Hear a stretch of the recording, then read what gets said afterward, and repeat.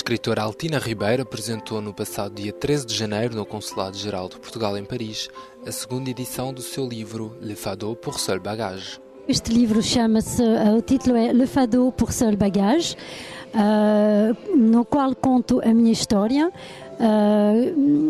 Na primeira parte conto a minha infância em Portugal nos anos 60, durante a ditadura de Salazar. A imigração clandestina do meu pai para a França em 63, a nossa vida na aldeia, sem ele, e a vida dele aqui em França, com as dificuldades que ele encontrou. E ao fim de 6 anos, minha mãe pediu-lhe para eu voltar ou então levar-nos para a França, e ele decidiu de nos trazer para cá. E portanto em 69 foi conto também a nossa viagem clandestina igualmente, e depois o nosso despedimento da aldeia, a nossa chegada aqui em França e a nossa nova vida neste novo país.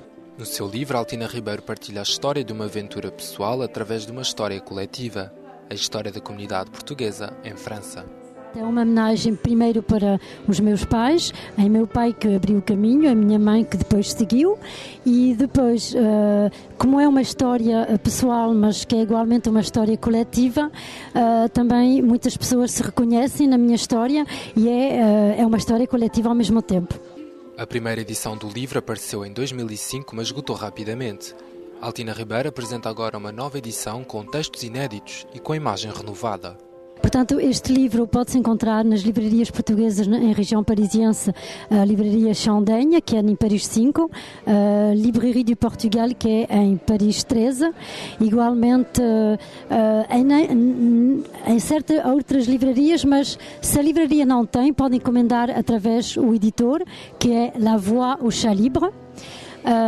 Também pode ser encomendado pelo meu site, que é www.altina-ribeiro.com, ou então no site do meu editor, qui est www.lechatlibre.com.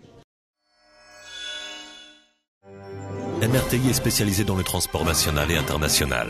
La société a continuellement développé ses offres de services afin de répondre avec la plus grande efficacité aux demandes de ses clients. France, Espagne, Portugal, Italie, mais également de nouvelles destinations comme la Grèce et la Turquie.